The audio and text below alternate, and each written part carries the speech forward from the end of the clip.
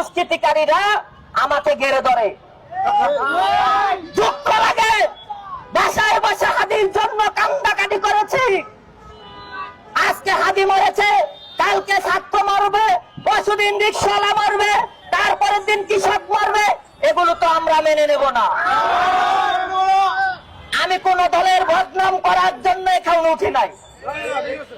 আমাদের মহামান্য স্বরাষ্ট্রমন্ত্রী সাহেব, আপনার বদনাম আমি করব না।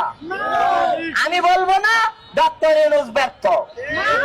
তবে সফলতা করার জন্য আজকে ছাত্র হোক জনতা হোক সকলকে পুলিশ সাপোর্ট দিতে হবে।